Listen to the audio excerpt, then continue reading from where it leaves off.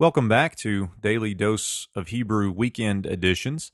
If you've been with us during the weekend editions, we've been working through 1 Samuel 3 with a particular emphasis on the Masoretic accents. Today, we have a longer verse at 1 Samuel 3:6, so we'll break this one into two videos. Today, we'll cover the morphology and syntax with a translation, and then next week, we will look at the accents in detail. So let's read the Hebrew together here. Vayosef Adonai kero od Shemuel. Vayakom Shemuel vayelech el Eli. Vayomer hineni ki karatali. Vayomer lo karati beni shuv shekav.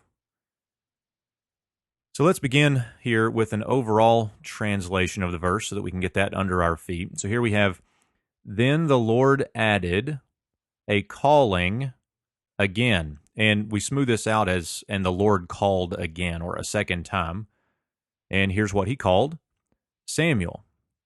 And so Samuel arose, and he went to Eli, and he said, Behold me, or as we've seen before, we iron this out as, Here I am, for you called to me, as the ground clause there.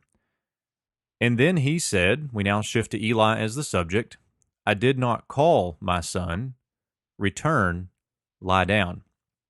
So 1 Samuel 3:6 opens here with a vav consecutive verbal clause. Now, the subject is Adonai here, and the verbal form is a hifil imperfect 3ms of the root yod samic pei, yasaf, which means to add. Yasaf is an R1, what we call vav yod verb, meaning it has a vav or a yod in the first root letter position. Now, we lump the vav yod verbs together as a weak verb category because although the lexical form has a yod, yasaf, yod samic pei, the verb may behave morphologically as if there were a vav in the weak position. Here, the verb behaves as if there were a vav in the R1 position. And we know this because of the holum in the preformative vowel. In the hifil, we would typically get a yod, patach, and then a silent schwa, something like ya, as our performative in a strong verb. But when we have the vav in the silent schwa position, the patach of the preformative and the R1 vav contract in order to make a holum vav. Here, the holum vav is simply written defectively, meaning that it is written without the vav, so we have just the holum here. Notice, too, that hifil vav consecutives do not get the typical hirik yod as the theme vowel. Here we have a segol.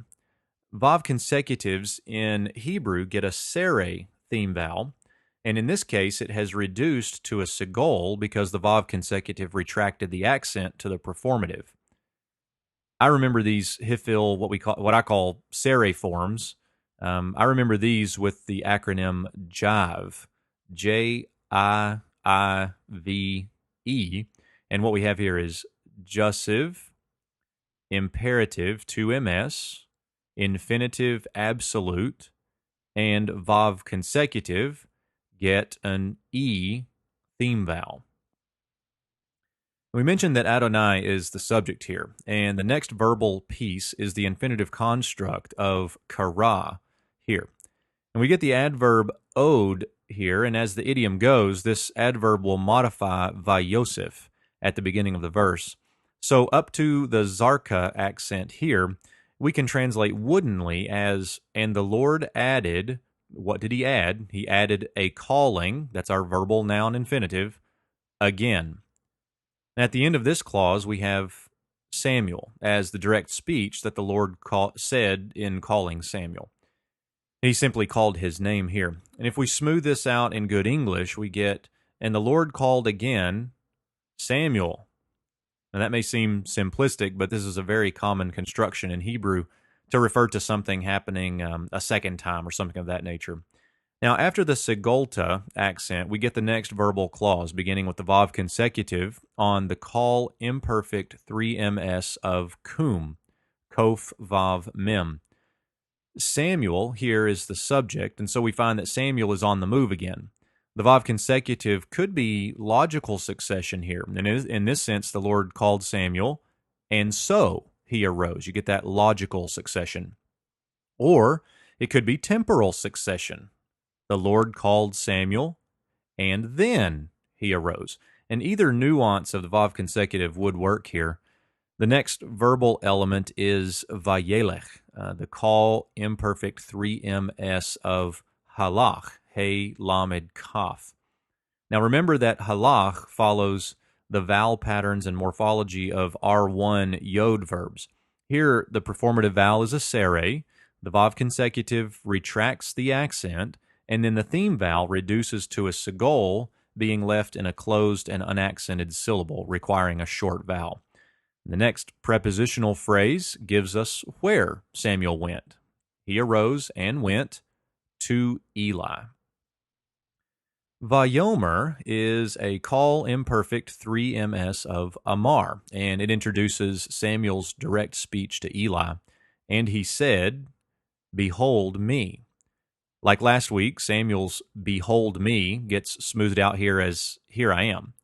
Now, the next key clause is Samuel's reasoning for coming to Eli.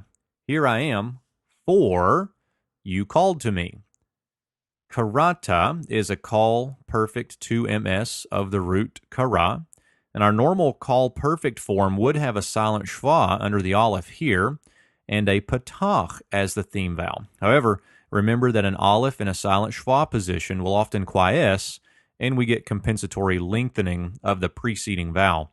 So here we get no vowel pointing with the aleph, and the patach theme vowel lengthens to a kametz. The final clause in 1 Samuel 3:6 is Eli's reply to Samuel. We again get the introduction of his direct speech with Vayomer, the call imperfect of Amar, 3ms. Eli replies with an echo of Samuel's quote, but with the proper verbal forms respectively. And Samuel said, "You called to me." And Eli says, "I did not call, my son." Karati is a call perfect 1cs, and with the low negation and the same morphology as we saw with karata, the quiescent aleph and the compensatory lengthening. My son here, Beni, functions as a vocative, or the addressee. And the next two verbal forms are call imperatives, second masculine singular. Return, lie down. And we've seen these before. Well, with that, we'll wrap it up today. And next week, we'll come back and look at this same verse, but with an eye toward the accent marks. And this verse is a bit longer, so it should give us some good examples of the accents that are used less frequently. Until next time, shalom.